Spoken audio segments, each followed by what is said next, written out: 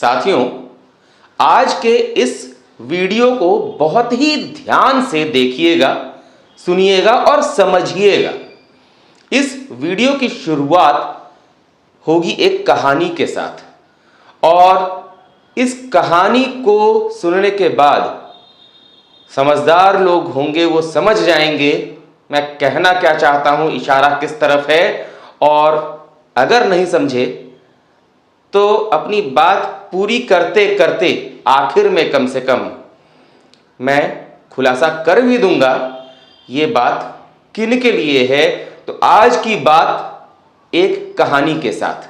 जी हां, आज की बात एक ऐसी बात है जो हर व्यक्ति को अपने मन मस्तिष्क में बिठा लेनी चाहिए। इस कहानी का सार समझना होगा, किस तरीके से आज के समाज में लोग चल रहे हैं पावर पाने के लिए। पावर सबको चाहिए, सत्ता चाहिए, शक्ति चाहिए, पावर चाहिए, लेकिन उसका नतीजा क्या होगा? सही रास्ते से पावर लिया तब तो सब अच्छा, लेकिन अगर पावर पाने के लिए या अपनी लालसा पूरी करने के लिए गलत रास्ता अपनाया, शॉर्टकट मारा, तो क्या होगा? शुरुआत करते हैं। रामायण की कहानी लगभग सभी जानते हैं। रामायण कथा के अंत में एक महाविद्वान, महाज्ञानी ब्राह्मण, जिसे रावण के नाम से जाना जाता है, उस रावण का अंत होता है, क्योंकि वो बुराई का प्रतीक था।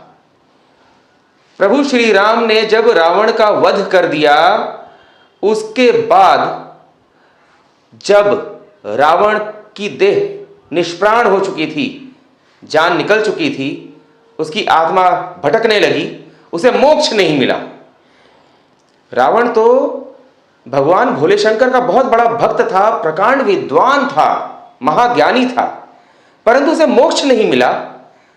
तब उसने एक बार फिर से भोले बाबा की शरण में जाने की ठान ली और वो भोले बाबा की शरण में जाकर उनके आगे गिड़गिड़ाता रहा, तप करता रहा, मुझे मोक्ष दे दीजिए प्रभु, मुझे मुक्ति चाहिए।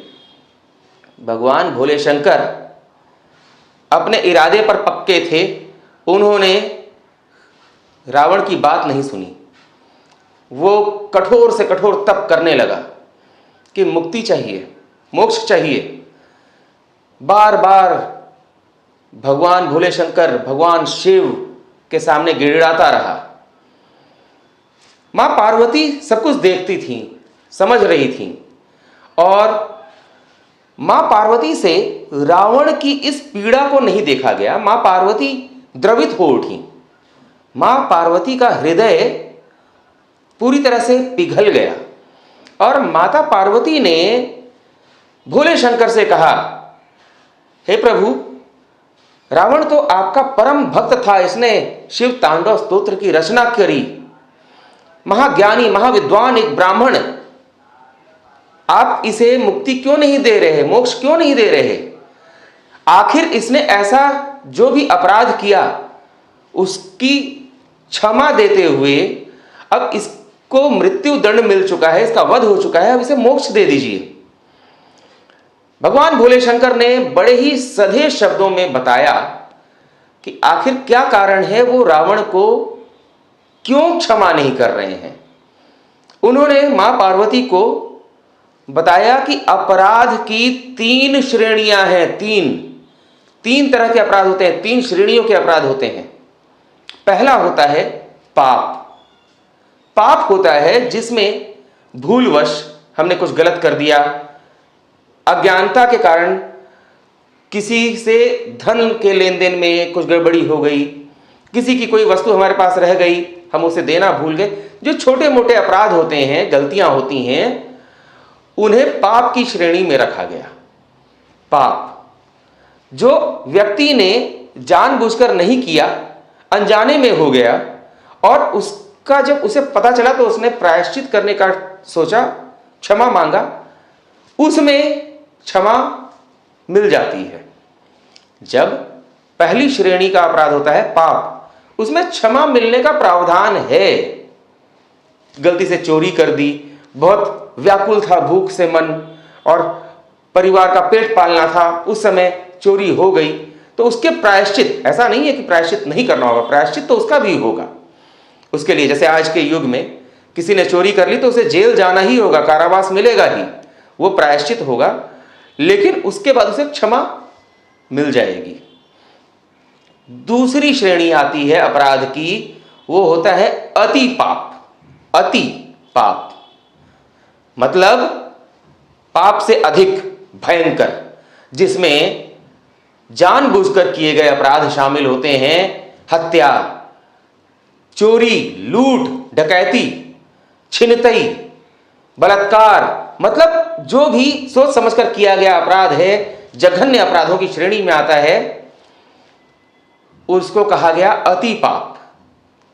किसी को किडनैप कर लेना मतलब अपहरण कर लेना, यह अति पाप की श्रेणी में आता है।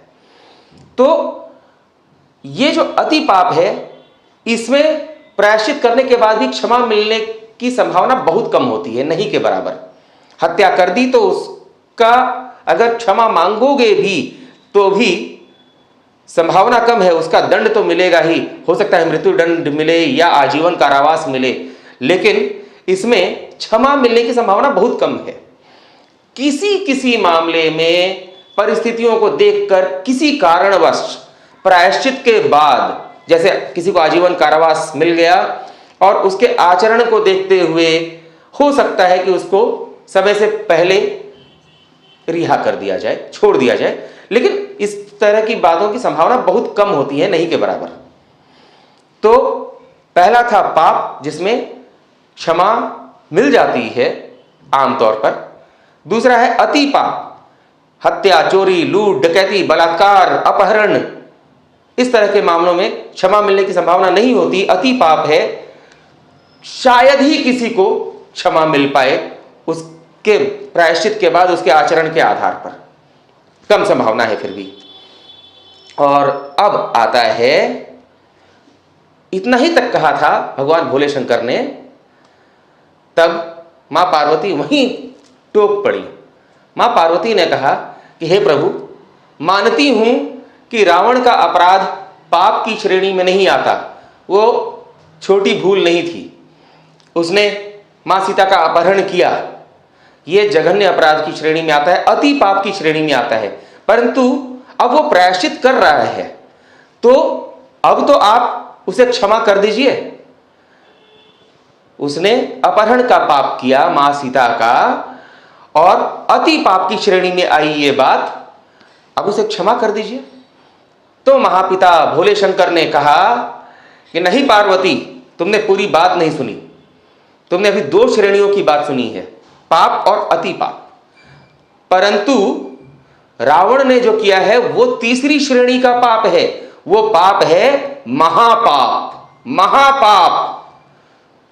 मां पार्वती ने पूछा कैसे? उसने मां सीता का अपहरण ही तो किया था, जघन्य अपराध में आता है, लेकिन अति पाप था, महापाप कैसे हुआ?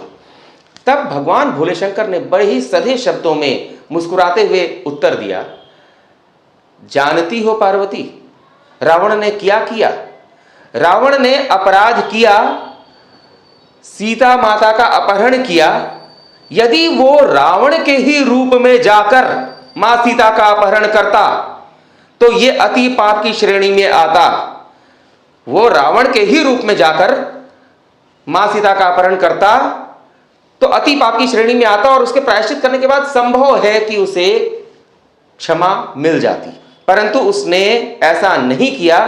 उसने माता सीता का अपहरण करने के लिए छद्म रूप धर लिया। उसने एक ऋषि का रूप लिया। ऋषि मुनि, जिनको पूरा विश्व सम्मान की दृष्टि से देखता है, उनका आदर करता है, उन पर किसी भी प्रकार की शंका करने की कोई गुंजाइश नहीं होती। उसने एक ऋषि के रूप में माता सीता का अपहरण किया।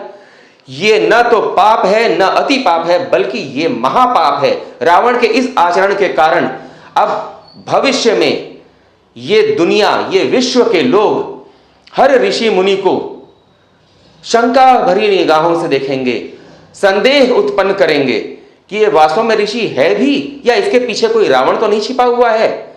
इसलिए इसने ऋषि की मर्यादा को भंग करने का महापाप किया है और इसलिए इसे मोक्ष देना, इसको क्षमा करना उचित नहीं होगा।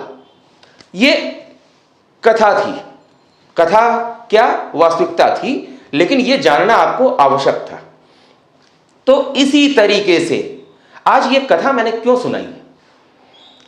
आज के युग में, आज के समय में लगभग हर जगह पाप आचरण बढ़ता जा रहा है। हर जगह पाप ही पाप नजर आ रहा है। इसका लूट लो, उसका छीन लो, उसकी हत्या कर दो, डकैती कर लो, लूट मार कर लो, छिनतई कर लो। ये सारी चीजें जो हैं ये पाप और अति पाप की श्रेणी में आ रही हैं, लेकिन इससे भी बड़ा महापाप निरंतर हो रहा है। आज के युग में धर्म के नाम पर, चाहे कोई भी हो, सनातन धर्मी हो, दूसरे धर्म के गुरु हो या गुरु शिक्षक हो, कोई अधिकारी हो, सब अपने अपने रूप में एक धर्मगुरु। आपने देखा होगा, आपने खबरें पढ़ी होंगी, न जाने कितने बाबाओं को गलत आचरण के कारण, कुकर्मों के कारण, दुष्कर्मों के कारण, गलत कार्यों के कारण कारावास में डाला गया। और कितने लोग ऐसे हैं जो आज भी बाबा का चोला ओढ़कर गलत कार्य कर रहे हैं। मैं सभी की बात नहीं कर रहा हूं, जो वास्तव में सद्गुरु हैं, सच्चरित्र वाले गुरु हैं, ऐसे बहुत हैं, भरे हुए हैं। आज उन्हीं के कारण तो धर्म बचा हुआ है। लेकिन कुछ लोग चोला ओढ़कर गलत कार्यों में लगे हैं। वो बाबा धर्म गुरु की मर्यादा को अपमानित कर रहे हैं, ठेस पहुंचा रहे हैं, और उनके कारण आज की जनता सभी बाबाओं पर शंका करती है, सभी बाबाओं पर संदेह होने लगता है।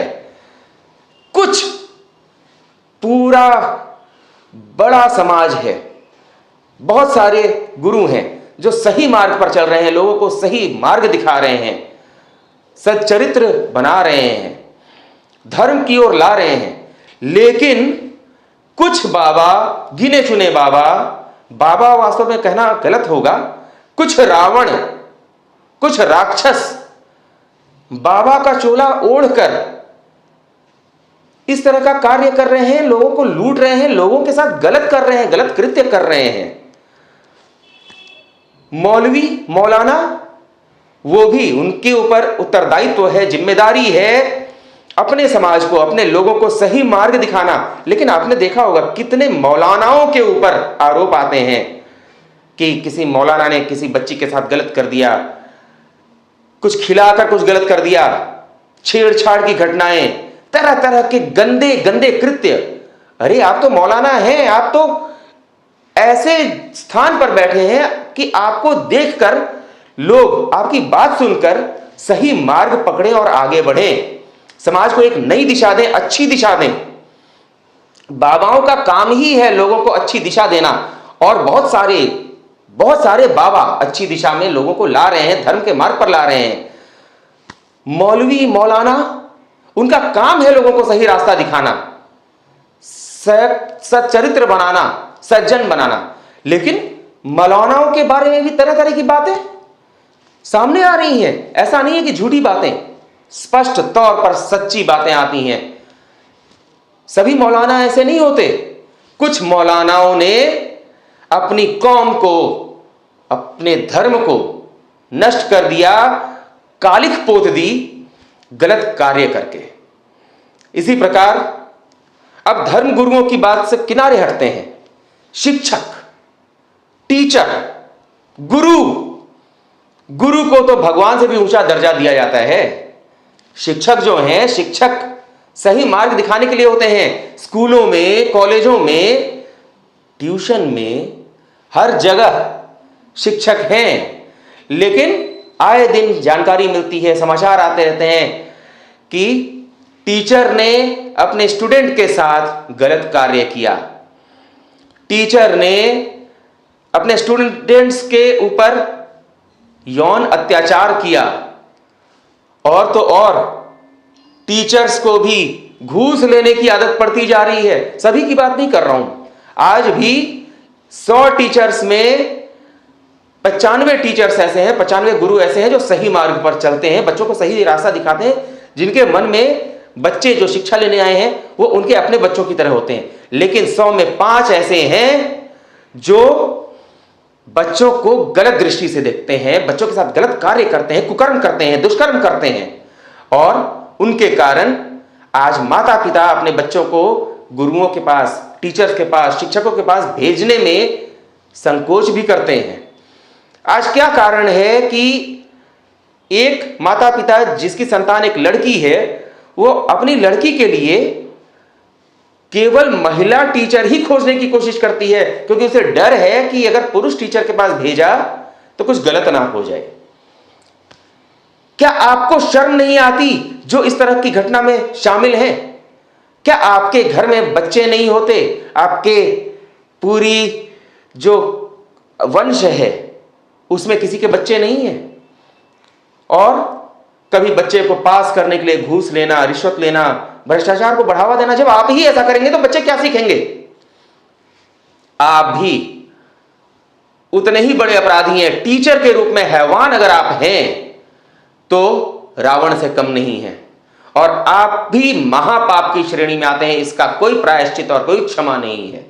इसी प्रकार सरकारी कर्मचारी, अधिकारी, पुलिस वाले जगह जगह 100 रुपए, 500 रुपए में रिश्वत लेकर काम करते हैं।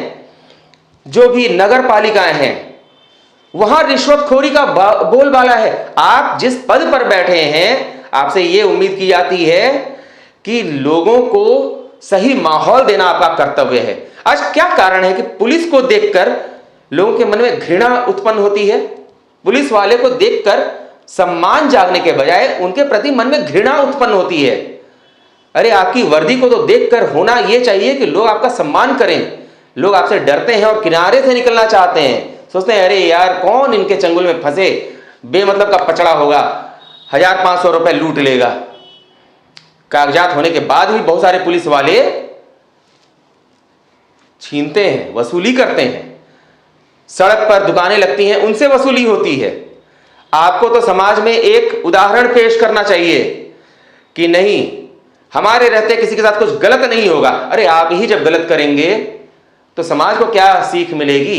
अपना घर चलाने के लिए, अपने घर को बड़े बड़े आडंबर से भरने के लिए रिश्वत का सहारा। इन चीजों को समाप्त करना होगा, नहीं तो यह भी कोई छोटा मोटा पाप या अति पाप नहीं है, महापाप है। अपना जो मुखौटा है आपका, पुलिस वाले हैं तो पुलिस का मुखौटा, शिक्षक है तो शिक्षक का मुखौटा, धर्मगुरु हैं, बाबा है तो बाबा का मुखौटा, मौलाना है तो मौलाना का मुखौटा। आप जिस स्थान पर हैं, जिस पद पर हैं, जिस कार्य में हैं, आपको उसके अनुसार आचरण करना चाहिए, करना होगा, आचरण करना होगा। नहीं तो जनता जाग रही है।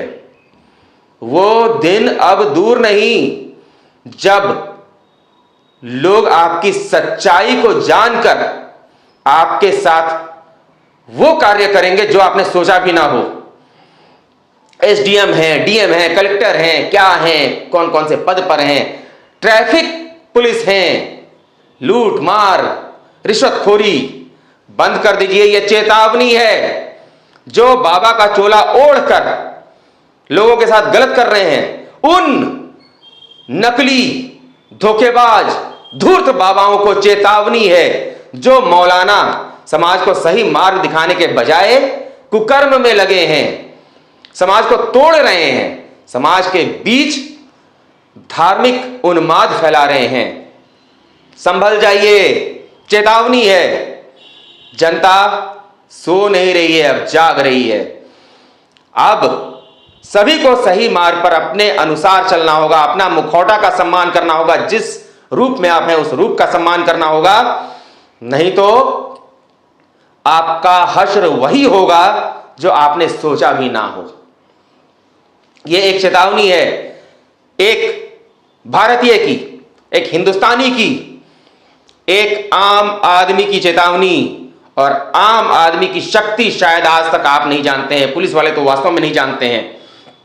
आम आदमी अब जाग चुका है, जाग रहा है। जो आज भी सो रहे हैं उन्हें तो जगा ही दिया जाएगा। जब भीड़ दौड़ती है ना तो सड़क के किनारे सोए हुए लोग भी दौड़ पड़ते हैं, सोते सोते जाग कर दौड़ने लगते हैं। लोग जाग रहे हैं, जो सो रहे हैं उन्हें जगाना कोई बड़ी बात नहीं। अपना हश्र, अपना अंजाम सोच लीजिए और गलत कामों से तुरंत तौबा कीजिए। तुरंत बाबाओं, मौलानाओं, रिश्वतखोर पुलिस वालों, टीचर्स, शिक्षक जो भी गलत कार्य में लगे हैं आज ही सुधर जाइए। आने वाला समय गलत काम में लगे हुए लोगों के लिए बहुत भारी होने वाला है, बहुत भारी होने वाला है। यह चेतावनी है, एक ऐसी चेतावनी जिसका अंजाम भी पूरा होगा। तो आज इस बात को हल्के में नहीं लेना है और आम जनता से भी कहना चाहूंगा, आप आम नहीं हैं। अरे जब मौसम आता है गर्मियों का तो लोग आम के पीछे भागते हैं, आम खाने के पीछे भागते हैं। तो आप वो वाले आम हैं कि आपके पीछे लोग चलें, जो गलत कार्य करने वाले हैं वो आपसे डरें। जो भी आपको गलत मार्ग पर ले जाए उसको उत्तर देना आपका काम है और मैं आपके साथ हूं, आप मेरे साथ हैं। साथ मिलकर सबको सबक सिखाना आवश्यक है, तभी इस देश में वो माहौल बनेगा जिस माहौल में हम अपने बच्चों को अच्छा संस्कार दे सकेंगे। नमस्कार।